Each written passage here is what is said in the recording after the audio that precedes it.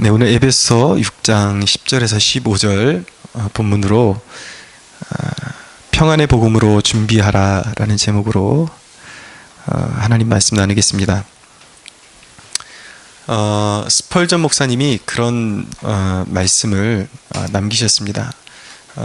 모든 신자는 스파르타 사람들처럼 용사로 태어난다. 공격을 당하는 것은 신자의 운명이고 또 마귀를 공격해야 하는 것은 신자의 의무다라고 그렇게 이야기했습니다. 그러니까 우리 성도들의 운명이 이래도 저래도 영적인 싸움을 싸워야 하는 그런 운명 가운데 있다라는 것이죠. 그러니까 이 향해 싸우려면은 우리가 제대로 알고 제대로 사탄에게 맞서서 싸워야 하는 것입니다.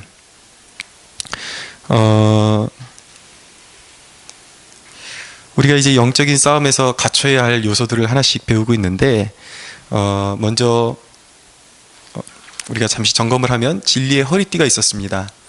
그것은 교리의 중요성을, 바른 교리의 중요성을 우리에게 가르쳐 주는 것이죠.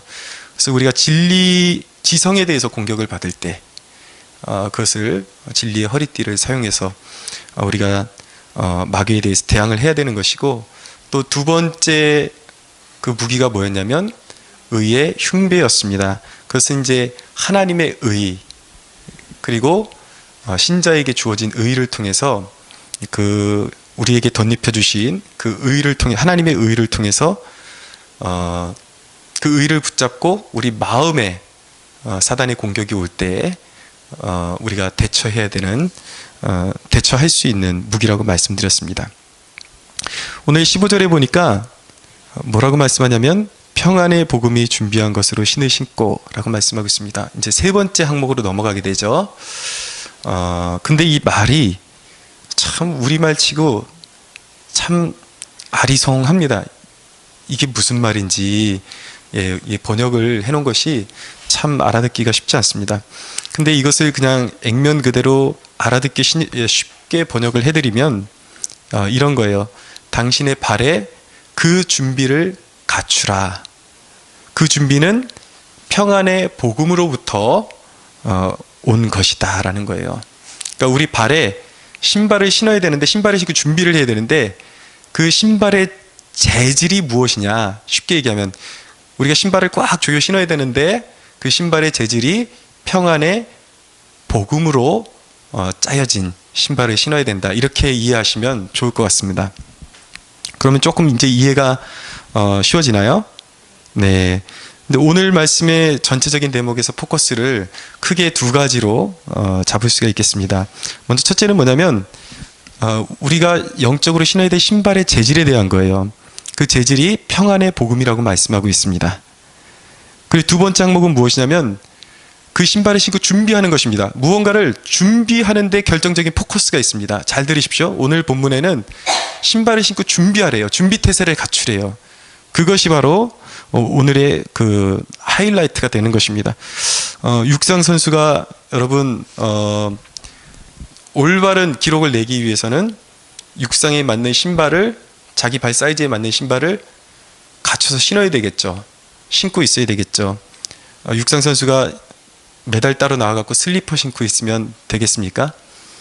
네, 아침마다 제가 어떤 마술 쇼 같은 걸 좀 목격을 하는데, 우리 은희가 새벽 기도 때 운동화를 신고 와요. 그럼 열심히 같이 기도하고 눈 떠보면 슬리퍼로 바뀌어 있어요. 그게 그런 희한한 그런 재주가 있더라고 보니까.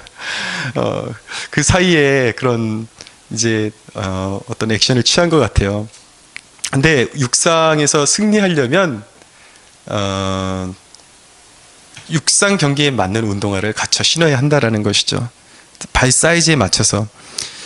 디모데후서 2장 5절에 보면은 이렇게 말씀합니다. 경기하는 자가 법대로 경기하지 아니하면 승리자의 관을 얻지 못할 것이며. 그러니까 그 경기에 맞는 그런 모든 자세와 복장과 그리고 신발을 갖춰야 한다라는 것입니다. 그래서 항상 결승 경기 출발선에서 총소리와 함께 뛸 준비를 갖추고 있으라는 것이죠. 자, 그러면 이제 그 두 가지 항목들을 좀 더 디테일하게 나누기를 원하는데, 첫째는 그러면 이 신발의 재질에 대해서 우리가 좀 디테일하게 나누기를 원합니다. 왜 평안의 복음으로부터 온 신발이어야 하는가? 다른 말로 하면 왜 평안의 복음이라는 재질로 발을 감싸야 하느냐라는 질문인 것이죠. 거기에 대한 대답을 우리가 알고 넘어가야 된다는 것입니다. 여러분, 실제 싸움을 생각해 보자고요. 실제 싸움은 뒤엉키고, 제가 미리 말씀드린 것처럼 싸움은 씨름과 같은 것이라고 말씀드렸거든요. 그리고 어떨 때는 이건 씨름 정도가 아니라 아주 오늘날 무슨 UFC 정도로 난타전에 가까운데, 그런 정신이 없이 손발이 왔다 갔다 하는 그런 싸움 가운데 여러분, 그 선수의 기량을 10분 발휘할 수 있는 최선의 조건이, 가장 필요한 조건이 뭐라고 생각하세요? 둘 다 기량이 비슷한 선수라면은 선수의 마음 안에 있는 안정감, 침착한 것, 그것이 가장 중요한 것입니다. 침착해야 마음의 여유가 생기고 상황을 옳게 분별할 수 있는 지혜가 생기는 것입니다. 그래야 기량을 발휘할 수 있게 되는 거예요. 아무리 그 평상시에 기량이 뛰어나다 해도 당황하고 그러면 자기의 기량을 10분 발휘할 수가 없습니다. 근데 이것은 아주 오묘해요. 그냥 넉넉고 그냥 있으면 안 되고, 그냥 이렇게 루즈하게 있으라는 말이 아니라 바로 뛰어나갈 수 있는 긴장 상태, 바로 손발이 움직일 수 있는 긴장 상태에 있으면서 그 마음은 평온 가운데 있어야 된다는 것이죠. 근데 이 평온이 어디서 오는 것인가? 바로 복음으로부터 온다는 것입니다. 여러분, 복음을 통해서 얻는 두 가지가 있습니다. 먼저 한 가지는 무엇이냐면 하나님과의 평화를 누리게 되는 것입니다. 여러분, 우리가 왜 죄를 짓고 나면 두렵고 왜 우리가 지옥의 그 고통을 두려워해야만 했습니까? 우리가 죄인이었기 때문이죠. 하나님과 관계가 벌어져 있었기 때문에, 원수된 관계였기 때문에. 그런데 그리스도의 복음으로 말미암아 우리와 원수되었던 하나님과의 관계가 화목하게 되었습니다. 쉽게 말하면 우리가 용납되었다라는 것이죠. 예, 그것이 우리의 의의 근거가 된다고 지난주에 말씀드렸지 않습니까? 예, 반응을 해주세요. 그래야지 진도가 나갑니다. 자, 우리가 용납되었습니다. 그 말은 우리가 하나님의 손 안에 있다라는 말씀이에요. 그 이야기는 무엇이냐면 우리가 어떤 상황 가운데서도 사탄이 우리를 하나님의 손에서 빼앗을 수 없다라는 것을 보증해 주고 있다라는 것이죠. 자, 로마서 8장 38절에 39절 제가 읽어드리겠습니다. 로마서 8장 38절에 39절에 보면 내가 확신하노니 사망이나 생명이나 천사들이나 권세자들이나 현재일이나 장래일이나 능력이나 높음이나 깊음이나 다른 어떤 피조물이라도 우리를 우리 주 그리스도 예수 안에 있는 하나님의 사랑에서 끊을 수 없느니라. 아멘. 결코 주님의 손에서 우리를 빼앗아갈 수 있는 세력이 아무것도 없습니다. 그러니까 무엇이 생깁니까? 거기서 용기라는 게 생기는 것이죠. 그러니까 복음을 통해서 하나님과의 평화를 누림으로써 우리가 세상의 권세에 대해서 용기를 발할 수 있는 그러한 이제 근원이 마련된 것입니다. 또 한 가지, 복음을 통해서 우리가 얻은 것은 이제 사람들에게 평화의 메시지를 전할 수 있게 되었다라는 거예요. 왜냐하면 나 같은 죄인이 하나님께 용납되었거든요. 그럼 나 같은 죄인을 용납하신, 조건 없이 용납하신 하나님께서 다른 사람들 또한 조건 없이 믿기만 하면 그 내가 받은 용서를 베풀어 주실 것이라는 것을 우리가 확신할 수 있게 되는 것입니다. 그래서 나가서 주님의 사랑을 전할 수 있게 되는 것이죠. 그것은 우리가 또 이웃을 사랑할 수 있는 사랑의 근원이 되는 것입니다. 복음을 통해서 얻은 것들이에요. 그러니까 하나님과 평화를 누릴 수 있는 근원이 복음에 있고 사람들과 평화를 누릴 수 있는 근원이 복음에 있다라는 것입니다. 그러니까 평안의 복음인 것이죠. 우리가 인생을 살면서 가장 심혈을 기울여서 붙들어야 될, 그러니까 우리 마음의 총체적인 상태가 무엇을 붙들어야 되는가? 평안의 복음을 붙들어야 된다는 것입니다. 평안의 복음을 붙들면 우리의 인생 가운데 격동질하는 어떤 사탄의 공격에서도 자유해질 수가 있습니다. 제가 그냥 이렇게 이론적으로 말씀드리는 것이 아니라 실제적으로 기독교 역사에 살아왔던 믿음의 사람들이 그렇게 살아왔습니다. 먼저 첫째로 보십시오. 사도 바울의 삶을 보겠습니다. 사도 바울이 로마의 감옥에 갇혀서 언제 죽을지 모르는, 이제 사형 언도가 언제 날지 모르는 그런 상황 가운데서 빌립보 교회의 성도들에게 편지를 보냈습니다. 근데 감옥에 갇혀 있는 사람이 밖에서 자유를 누리고 있는 사람들에게 뭐라고 말씀하냐면, 주 안에서 기뻐하라, 항상 기뻐하라, 내가 다시 말하노니 기뻐하라 라고 말씀하는 것입니다. 여러분, 빌립보서는 기쁨의 서신이에요. 왜입니까? 사도 바울이 자기가 이제 죽게 생긴 사람이, 언제 죽을 줄 모르는 사람이 빌립보 성도들에게 계속 기뻐하라고 강조하는 것입니다. 여러분, 언제 죽을지 모르는 사람이, 그것도 감옥에 갇혀 있는 사람이, 자유를 빼앗긴 사람이 어떻게 밖에 있는 사람들에게, 자유를 누리고 있는 사람들에게, 그렇지만 고난 가운데 있긴 했지만, 어떻게 감옥에 갇혀 있는 사람이 밖에 있는 사람들을 향해서 기뻐하라고 말할 수 있었을까요? 사도 바울이 쇼를 하고 있는 것이 아닙니다.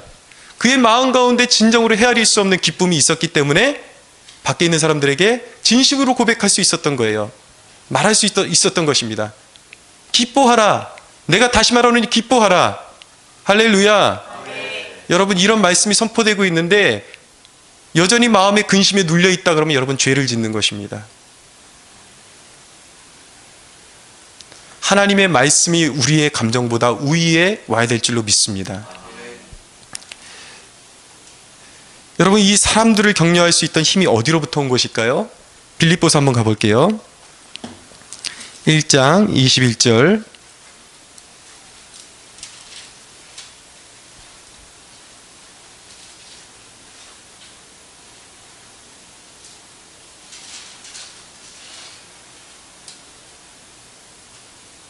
빌립보서 1장 21절에서 23절 찾았으면 같이 한번 읽어보겠습니다. 시작.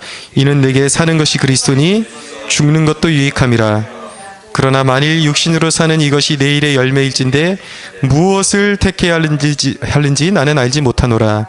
내가 그 둘 사이에 끼었으니 차라리 세상을 떠나서 그리스도와 함께 있는 것이 훨씬 더 좋은 일이라.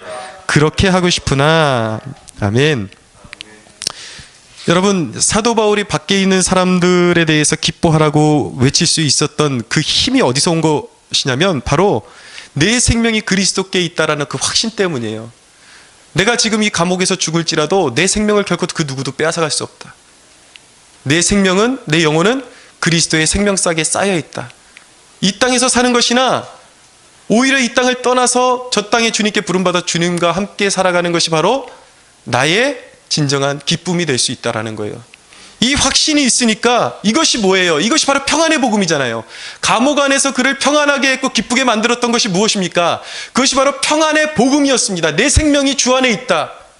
이것을 믿는 자는 어떤 상황 가운데서도 안심할 수 있는 것입니다. 평안할 수 있는 것입니다. 자, 두 번째로 보세요. 두 번째 인물은 누구냐면 사도 베드로입니다. 이 사람 생각할수록 참 괴짜 같고 대단한 사람입니다. 여러분, 베드로가 어떤 사람입니까? 한때 주님을 3번이나 모른다고 부인했던 사람이었죠. 그런데 사도행전에 가니까 그의 놀라운 모습, 반전이 이루어집니다. 사도행전 12장 6절에서 7절 한번 가볼게요.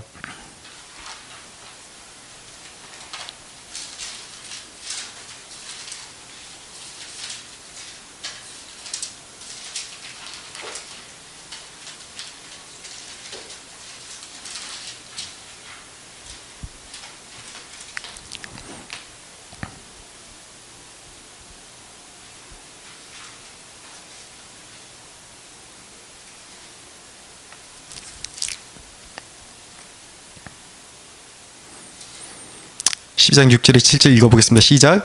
헤롯이 잡아내려고 하는 그 전날 밤에 베드로가 두 군인 틈에서 두 쇠사슬에 매여 누워 자는데 파수꾼들이 문 밖에서 옥을 지키더니 호련히 주의 사자가 나타나매 옥중에 광채가 빛나며 또 베드로의 옆구리를 쳐 깨워 이르되 급히 일어나라 하니 쇠사슬이 그 손에서 벗어지더라. 아멘. 예.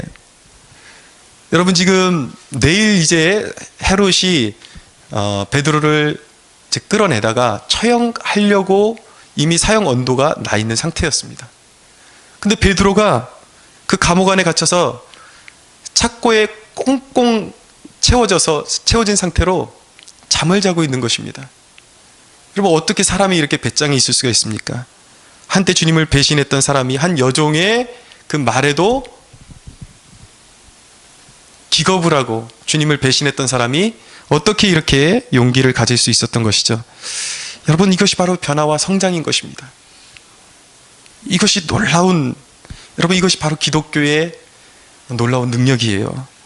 아주 멋진 변화와 성장이라는 것은 기독교에서만 진정으로 맛볼 수 있는 그런 멋진 단어인 것입니다. 그 변화와 성장이라는 것은 어디서 온 것입니까? 믿음에서 온 것이죠. 그냥 마인드 컨트롤이 아니라 그의 전 삶이 변화된 것입니다. 근데 그 삶의 변화가 어디서 온 것인가? 베드로가 이렇게 변화되기까지는 두 가지 작은 매체가 있는데, 하나는 무엇이냐면 주님의 부활이었습니다. 죽은 자 가운데서 살아나신 주님을 만나고 나서 죽음이 끝이 아니구나, 진정으로 예수 안에 생명이 있고 예수 안에서는 예수님이 말씀하신 자는 예수님이 말씀하신 것처럼 예수님을 믿는 자는, 나를 믿는 자는 죽어도 살리라는 말씀을 그대로 믿어진 거예요. 죽음이 두렵지 않은 것입니다. 그러니까 부활을 경험한 이후에 모든 제자들은 한결같이 죽음을 두려워하지 않고 자기 목숨을 불사하고 복음 사역에 뛰어드는 모습을 보였습니다. 부활을 경험하고 그리고 성령의 충만함을 힘입어서 아무리 죽인다고 협박을 해도 도저히 말릴 수 없는, 천하를 어지럽게 하는, 복음으로 천하를 어지럽게 하는 그런 존재들이 되었다라는 것이죠. 제자들의 변화였습니다. 여러분 왜 시험 보러 가서 당황하는 것입니까? 우리가 시험 볼 때 왜 당황하죠? 면접 보러 가서 왜 당황하는 것입니까? 평강이 없으니까 당황하는 거예요. 평강이 없으니까. 이 평강의 복음, 평안의 복음으로부터 온 확신이 없으면 사소한 삶에도 당황하게 돼 있는 것입니다. 여러분들 그런데 잘 들으십시오. 이 복음의 메시지를 삶에 잘 적용하면 사람이 진짜 배짱이 생깁니다. 나쁜 쪽으로 배짱이 생겨서는 안 되지만 좋은 쪽으로 배짱이 생겨요. 두렵지만 두려워하지 않는 존재가 됩니다. 여러분들 시험장에 가서 내가 평안의 복음을 붙들고 있다는 것을 한번 상기해 보세요. 마음에 평안이 찾아올 것입니다. 왜 여러분 영어를 잘하는 사람이 영어를 잘 못하는 거죠? 평안이 없으니까. 저 같은 경우는 원래 실력이 없는 사람이고, 우리 그 청년부 때 지도했던 그 청년부 담당 목사님이 그런 말씀을 하시더라고요. 자기가 교회에 독일 사람만 나타나면 도망간대요. 어디 독일 사람만, 그냥 농담을 하신 말씀 같은데, 독일 사람만 나타나면 꽁무니를 떼고 숨는다라는 거예요. 왜 그러냐고 물어보니까 자기가 독일어를 전공했는데 독일어를 도대체 실제로 한마디도 할 수 없다라는 거예요.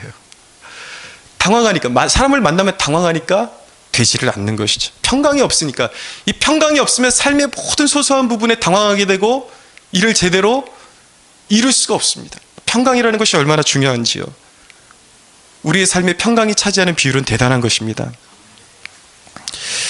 여러분 이 평안의 복음을 발에 착 달라붙게 준비하지 않으면 어떻게 되냐면 상대방에 끌려 다닐 수밖에 없어요. 나의 믿음을 약하게 하는 사람들에게 내가 믿음을 붙들어주는 것이 아니라 누가 조금만 멀어가면 믿음이 흔들리는 것이죠. 환란이 오면 이리저리 흔들리게 됩니다.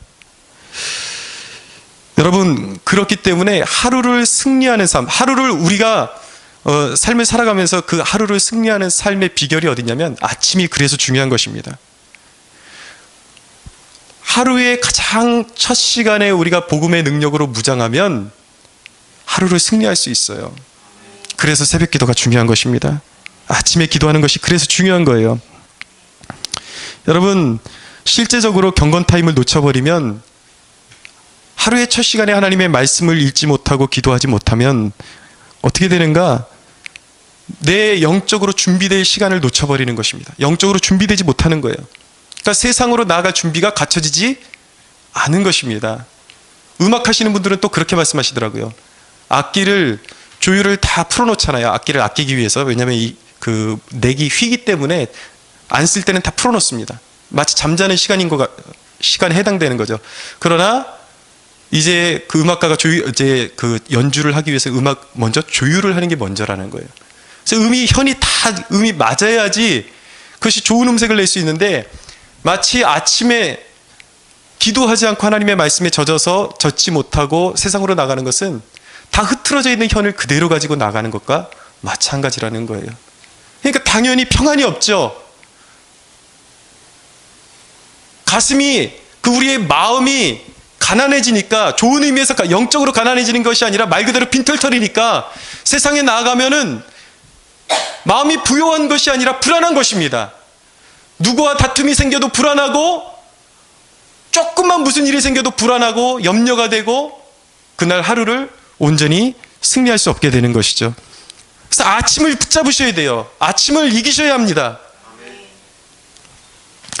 그래서 무조건 그냥 기도하고 무조건 세상으로 또 이렇게 무조건 양적으로만 많이 하고 나가는 것이 능사가 아니라, 기도의 자리에 앉으면은 반드시 점검을 하셔야 돼요. 오늘 어떻게 하면 내가 복음적으로 하루를 살 것인가? 어떻게 하면 내가 복음의 정신으로 복음적으로 오늘 하루를 살 것인가를 먼저 점검해야만 하는 것입니다. 그래야 승리할 수 있어요. 여러분, 이 마음이 견고한 것, 이 평강이 중요한 이유는 무엇입니까? 이사야서 26장 3절은 말씀합니다. 주께서 심지가 견고한 자를 평강하고 평강하도록 지키시리니 이는 그가 주를 신뢰함이니이다. 아멘. 여러분, 사실은 평안은 능력입니다. 그거는 단순한 우리 안에서 어떤 나오는 그런 것이 아니라, 우리 안에서 나오는 결과물이 아니라, 진정한 평강은 하늘로부터 오는 것입니다. 주님을 의지할 때 받는 거예요. 여러분, 평강의 근원은 예수 그리스도이십니다. 그렇기 때문에 여러분, 예수님 말씀하셨어요. 누구든지 목마른 자는 내게로 나오라. 내게로 오는 자는 그 배에서 생수의 강이 흘러넘치리라고 말씀하셨어요. 약속하셨어요. 그렇기 때문에 매일마다 예수 그리스도의 앞으로 나아가는 그런 사람들에게는 성령의 강물이 흘러넘치는 것입니다. 성령의 강물이 흘러넘칠 때 우리의 심령 가운데 무엇으로 채워지는가? 그리스도의 평강, 하늘의 능력으로 채워지는 것입니다. 여러분, 거짓된 평강은 물질에서 오는 거예요. 사람들은 미련합니다. 세상 사람들은 미련해요. 물질이 여유가 있으면 거기서 안도감을 느낍니다. 안도감과 평강은 다른 것이에요. 세상의 평강은 자기 기만으로 오는 것입니다. 자기는 그만큼 능력이 되지 않는데 나는 그만큼 능력이 되는 사람이라고 착각하는 것이죠. 사랑하는 여러분, 기억하십시오. 세상 그 어떤 것에도 참된 평강은 없습니다. 진정한 평강은 오직 예수 그리스도 안에만 있는 것입니다. 그래서 여러분, 우리가 신앙생활하는데 승리하기 위해서는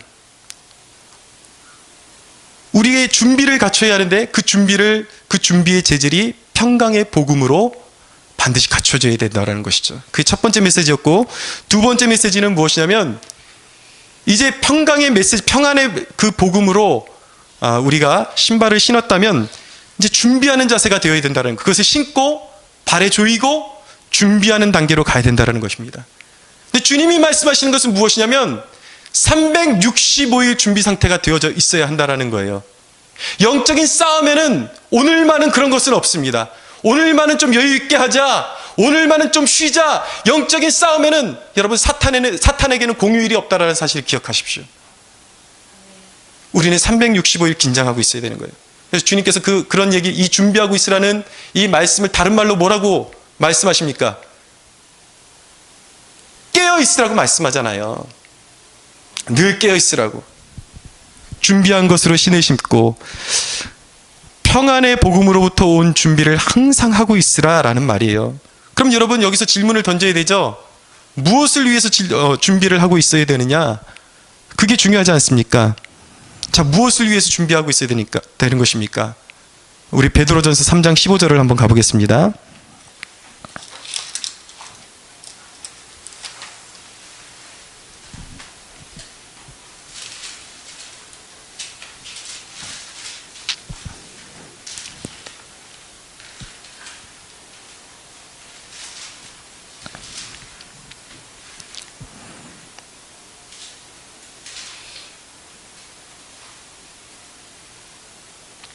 같이 읽어보겠습니다. 시작. 너희 마음에 그리스도를 주로 삼아 거룩하게 하고 너희 속에 있는 소망에 관한 이유를 묻는 자에게는 대답할 것을 항상 준비하되 온유와 두려움으로 하고. 아멘. 무엇을 준비해야 됩니까? 소망의 이유를 준비해야 되는 거예요. 여러분, 복음을 이제 이 준비하라는 말씀은 궁극적으로 어디까지 가기 위해서 준비하라는 말씀이냐면 최종 골은 복음을 증거하는 것입니다. 그러니까 복음을 증거하기 위해서 준비하고 있으라는 거예요. 그런데 여러분, 항상 어떤 형식을 갖추고 복음의 내용을 직접적으로 전달해야 된다는 그 강박관념, 그래서 벗어버리십시오. 이 말씀은 우리의 모든 삶의 그 양태와 그런 모든 삶의 그런 모든 것들이 복음을 전할 수 있는 그런 어떤 디딤돌이 될 수 있는 그런 준비를 갖추라는 거예요. 그래서 결국적으로 복음으로 갈 수 있도록. 여러분, 우리 주위에 보면 인생길 가운데 소망을 잃고 비틀거리는 사람들이 있습니다. 그런 사람들에게 우리는 소망의 복음을, 소망의 메시지를 나눠줘야 되는 것입니다. 근데 여러분, 우리는 그런 사람들에게, 길을 잃고 헤매는 사람들에게 단순한 공감이 아니라 소망을 주어야 하는 것입니다. 근데 사람들이 공감한다라는 그 개념을 잘못 이해하고 있는 것 같아요. 우리 그리스도인은 상대방의 아픔을 공감하지만 분명한 것은 그의 절망 가운데 같이 빨려 들어가는 것이 공감이 아니라 그 절망하고 있는 사람을 소망의 메시지를 일으켜 세워주는 것이 우리가 해야 될 일이거든요. 그런데 되게 많은 경우에는 오해를 합니다. 공감한다라는 것을 그 사람이 그냥 이끄는 대로 그냥 따라가 주는 것으로 이해를 합니다. 그래서 오늘 회사에서 뭐 안 좋은 일이 있었어 그러면은 같이 이야기하다가 공감의 차원을 넘어서서 니네 사장님이 그랬어? 때려쳐버려. 이건 공감의 차원이 아닌 것이죠. 주님이 원하시는 것은 그런 것이 아니라는 거예요. 단순한 공감을 넘어서 그 사람에게, 고통당하고 있는 그 영혼에게 해답을 제시하라는 것입니다. 영적인 해답, 소망의 메시지를 항상 마음에 품고 있다가 그 고통당하는 사람들에게 그 소망의 메시지를 전해주라는 것입니다. 그러려면 우리 마음 가운데 무엇으로 충만해져야 되겠습니까? 하나님의 말씀이 있어야 되겠죠. 말씀이 있어야, 양식이 있어야 나눠줄 것 아닙니까?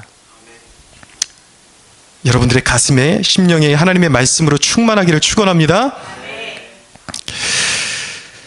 사도 바울이 아그리빠 왕이 사도 바울을 신문하다가 사도 바울이 신문 당하는 도중에 계속 전도를 하니까 아그리빠 왕이 네가 적은 말로 나를 그리스도인이 되게 하려 하는도다 라고 그렇게 이야기합니다. 그랬더니 사도 바울이 뭐라고 거기에 고백을 하냐면, 바울이 이르되 말이 적으나 많으나 당신뿐만 아니라 오늘 내 말을 듣는 모든 사람도 다 이렇게 된 것, 결박된 것 외에는 다 나와 같이 되기를 하나님께 원하나이다. 이 사람을 보십시오. 지금 결박이 되어 있습니다. 그런 사람이 오히려 자유를 누리고 자기를 신문하는 사람보다 더 당당한 것입니다. 왜입니까? 그 자신 안에 진정한 세상을 살리는 소망이 있다라는 확신이 있었기 때문이에요.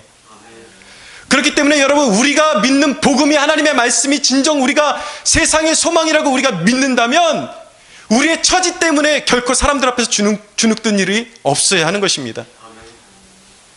근데 우리는 사람들 앞에서 걸핏하면 주눅이 들어요. 내가 저 사람보다 돈도 없고 차도 적은 거 타고 다니고 집도 작고 모든 축복의 기준을 물질로 환산을 하니까 세상에 서면 노사연의 노래처럼 그대 앞에만 서면 난 왜 작아지는가? 늘 그러고 있는 거예요. 난 왜 작아지는가? 난 왜 작아지는가? 여러분, 그것이 아니에요. 우리의 소망의 메시지의 위대함은 착고에 차여있는 우리의 모습에 있는 것이 아니라 우리 안에서 역사하시는 하나님의 능력에 있는 것입니다. 여러분, 자격지심에서 벗어나십시오. 우리가 가지고 있는 소망의 이유만이 세상을 살릴 수 있는 능력임을 믿으시기 바랍니다. 또 한 가지 준비하다라는 것은 무엇을 말하는 것이냐면 복음에 합당한 삶을 살아야 한다라는 거예요. 자, 여러분, 복음이 효과적으로 증거되기 위해서는 우리의 말이 어떤 사람에게 먹혀 들어가야 되겠죠. 그러려면 평소에 그 사람들 앞에서 우리가 어떻게 살아야 할지 생각을 해보자고요. 복음에 합당한 삶이 사람들을 구원하는 것은 아니지만 그것이 사람들을 그리스도께로 인도하는 돌다리 역할은 할 수 있다는 것입니다. 열왕기하 5장에 보면 아람의 군대대장인 나하만이라는 사람이 나옵니다. 열왕기하 한번 가볼게요. 5장 2절.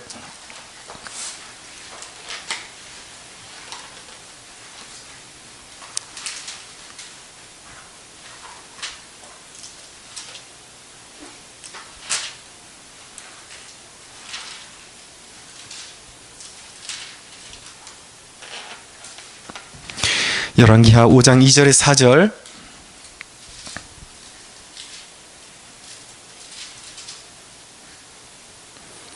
같이 한번 천천히 읽어보겠습니다. 시작.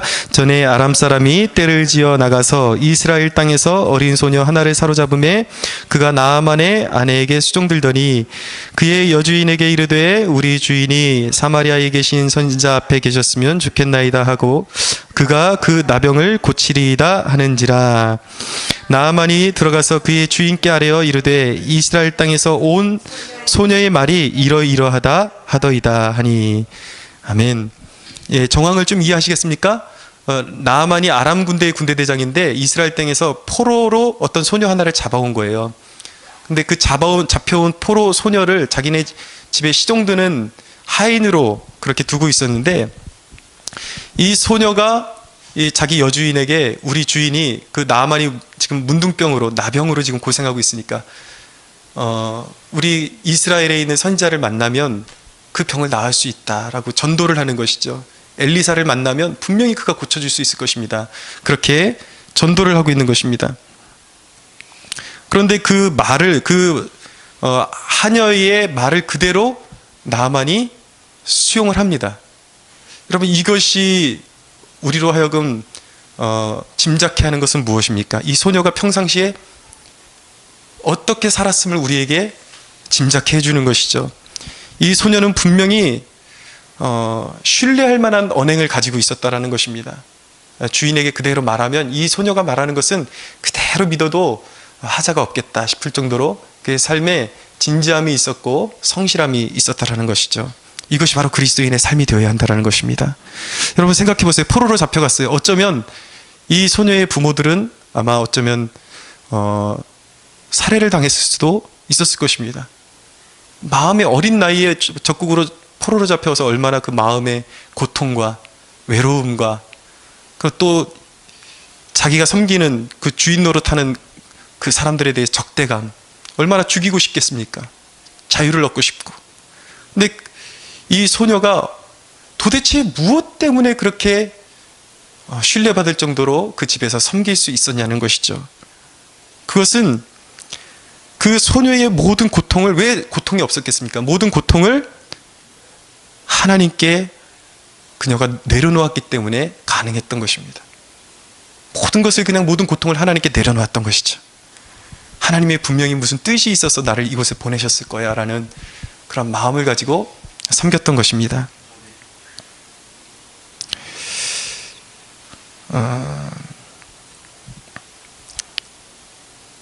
여러분, 우리가 세상에서 책임감 있게 살지 못하는 그런 이유에 대해서 이제는 우리가 어리다, 내가 아직 어리다라고 말하지 말아야 됩니다. 이 소녀처럼 책임감 있는 삶을 살 수가 있어야 돼요. 기독교 역사에 남는 위인들은 여러분 모두가 10대 때부터 하나님의 말씀을 증거하고 또 하나님의 말씀을 통해서 위대한 사상을 가지고 깊은 영적인 영향력을 끼쳤습니다. 우리가 알고 있는 스펄전 목사님이나 조지 휘필드나 이런 사람들은 17살, 18살 때부터 이미 하나님의 복음을 선포했던 사람들이었어요. 이 사람들이 가는 곳마다 놀라운 영적인 각성이 일어났습니다.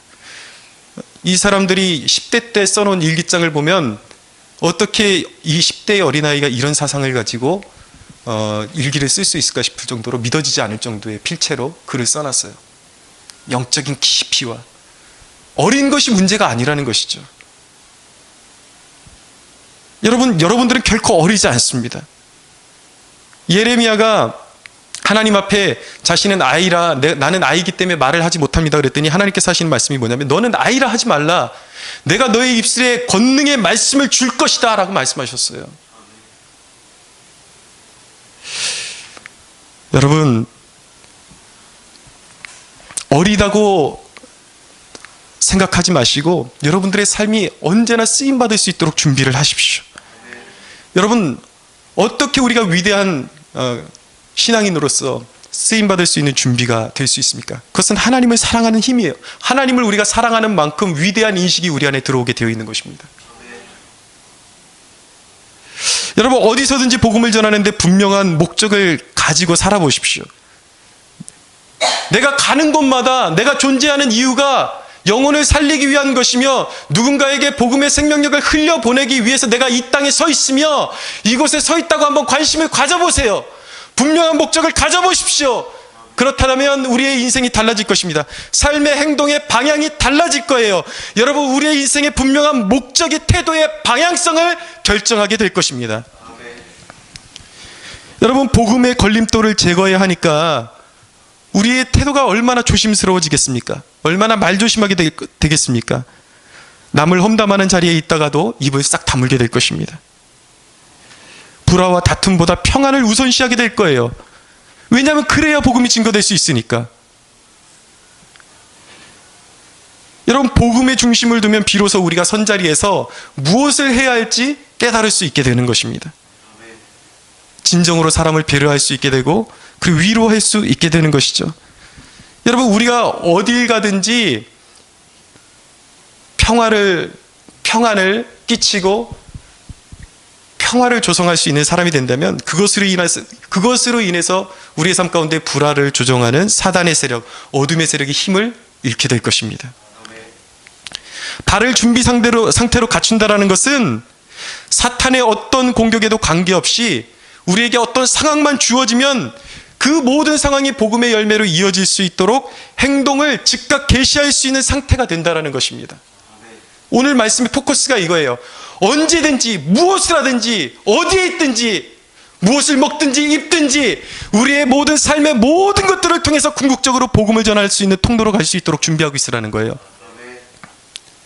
넉넉히 있다가 어떤 영혼을 하나님이 붙여주셨는데 도대체 그 영혼에게 무엇을 말해야 할지도 모르는 그러한 빈 깡통이 되는 것이 아니라 항상 하나님의 말씀으로 채우고 있어서 하나님께서 불현듯 뜻하지 않을 때에 어떤 영혼을 붙여주실 때에 하나님께서 내게 붙여주신 영혼이구나, 이것을 깨닫고 그에게 소망의 메시지를 전하라는 것입니다.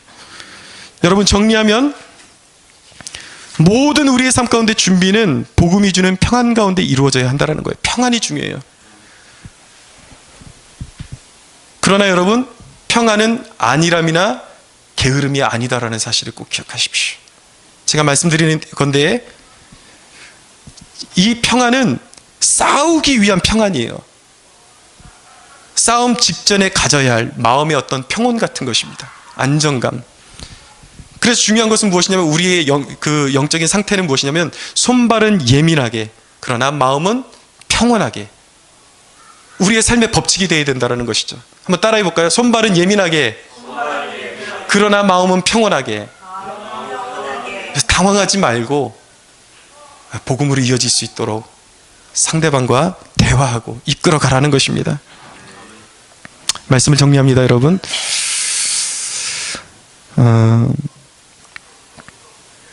예수님께서 두려워하는 제자들에게 예수님이 십자가에 못 박히시고 부활하셨다는 소리는 소문으로는 듣긴 했는데 확신하지 못했어요. 다락방에 숨어있는데 예수님께서 그 문이 닫혀 있는데 변화된 부활체로 그 문을 그냥 통과해서 들어오십니다. 그러면서 제자들에게 가장 처음 하신 말씀이 무엇인지 아십니까? 너희에게 평강이 있을지어다. 성령 받으라는 말씀은 그 두 번째 단락이에요. 첫째가 무엇이냐면 너희에게 평강이 있을지어다. 여러분, 평안이 있어야 고난도 이기고 전도도 하고 기도도 할 수 있는 것입니다. 예수님께서 말씀하셨어요. 풍랑 가운데서 두려워하는 제자들에게 제자들이 죽겠다고 깨우니까 예수님께서 말씀하신 것이 무엇이냐면 너희 믿음이 어디 있느냐, 너희 믿음이 왜 이렇게 작으냐. 그 말씀은 무엇이냐면 너희가 풍랑 가운데 나를 깨운 것은 참 잘한 일이야. 그러니까 이런 것이죠. 너희가 그 절박한 상황 가운데 나에게 기도를 한 것은 참 잘한 일이야. 그러나 너희에게 내가 요청하는 것은 무엇이냐면 이왕에 기도하려면 평강 가운데 기도해라. 아무것도 염려하지 말고 다만 모든 일에 기도와 간구로 너희 구할 것을 감사함으로 하나님께 아뢰라. 그리하면 그리스도 예수 안에 있는 하나님의 평강이 그리스도 예수 안에서 너희 마음과 생각을 지키시리라. 할렐루야. 여러분, 성도가 갖춰야 될 신발은 나이키가 아닙니다. 뉴발란스가 아니에요. 성도가 갖춰야 될 신발, 성도가 신어야 될, 성도가 가장 선호해야 될 신발의 메이커는 평안의 복음인 줄로 믿습니다. 여러분들이 가는 곳마다 평안이 있을지어다. 여러분, 주님께서 말씀하셨습니다. 화평케 하는 자는 복이 있나니 그들이 하나님의 아들이라 일컬음을 받을 것이다 라고 말씀하셨습니다. 어딜 가든지 여러분들이 가는 곳마다 주 예수의 평안이 임하는 축복이 있게 되기를 축원합니다. 우리 하나님께 영광의 박수 올려드리겠습니다.